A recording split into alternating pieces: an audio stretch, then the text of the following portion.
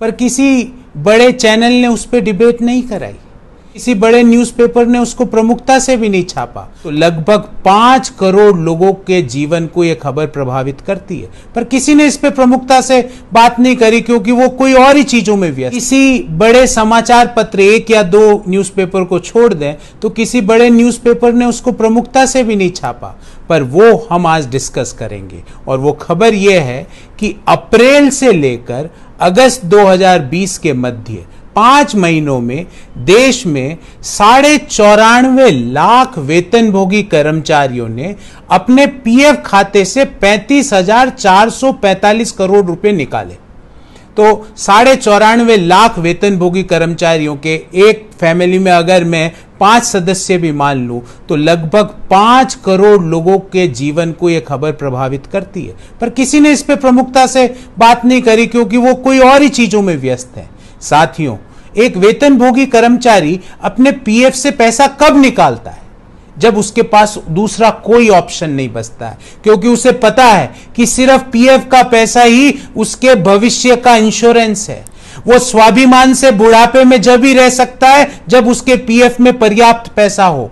आज अगर वो अपने वर्तमान के लिए अपने भविष्य का पैसा निकाल रहा है तो इसका मतलब उसके पास कोई और ऑप्शन नहीं है सिवाय अपने भविष्य की जो सेविंग्स पीएफ में डाली हुई है उसको पैसा निकालने के अलावा।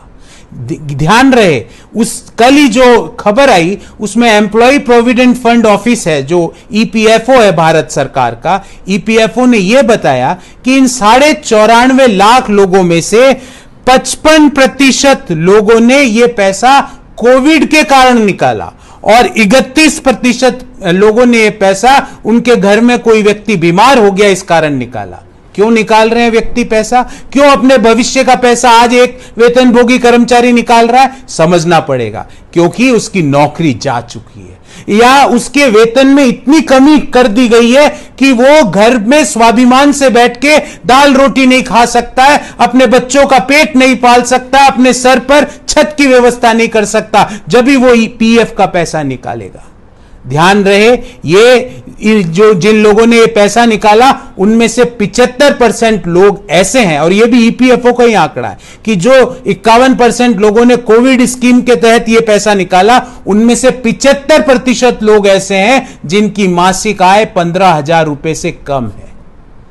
हम बार बार शुरुआत से सरकार को चेता रहे थे कि जो लोग बॉटम ऑफ द पिरामिड है, बॉटम 50% ऑफ फैमिलीज के खातों में डायरेक्ट कैश ट्रांसफर किया जाए। अगर डायरेक्ट कैश ट्रांसफर किया होता तो व्यक्ति अपने भविष्य के साथ खिलवाड़ करके वो पैसा पीएफ से आज नहीं निकाल रहे होते, स्वाभिमान से अपने और अपने बच्चों का पेट पाल रहे होते।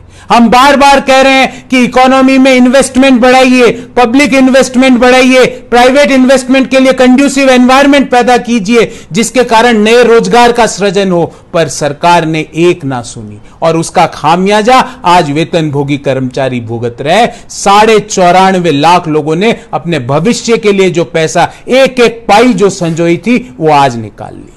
दूसरी बात मैं सरकार से पूछना चाहता हूं, यह तो हालत सिर्फ वेतनभोगी कर्मचारी जो फॉर्मल इकोनॉमी का पार्ट है उनकी है, जो इनफॉर्मल इकोनॉमी का पार्ट है उनकी क्या हालत हो रही होगी मेरे साथियों, क्योंकि उनके पास तो पीएफ भी नहीं है। वो कहां से पैसा निकाल रहे होंगे? वो अपनी रोजमर्रा की जरूरतों को कैसे पूरा कर रहे होंगे? सरकार के पास कोई इसके लिए ब्लूप्रिंट या प्लान नहीं है। एक बार पुनः बोलता हूं कि न्याय स्कीम इन परिवारों के लिए तुरंत प्रभाव से लागू करें ताकि लोग अपने भविष्य के लिए संजोया गया पैसे को काम में ना लें और इकोनॉमी में इन्वेस्टमेंट को बढ़ाएं। उसका प्रभाव, उसका बेनिफिट फॉर्मल और इनफॉर्मल, संगठित और असंगठित दोनों क्षेत्रों के कर्मचारियों को बढ़ेगा, क्योंकि लोगों की मास लेवल पे नौकरियां जारी है। सीएमआई का ही आंकड़ा है कि 2 करोड़ 10 लाख लोगों ने रोजगार सिर्फ 5 महीनों में खोया, और ये वही 5 महीने हैं जिस 5 महीनों में 94.5 लाख वेतनभोगी कर्मचारियों ने 45,445 करोड़ रुपया अपने पीएफ का बाहर निकाल लिया। बहुत बहुत धन्यवाद।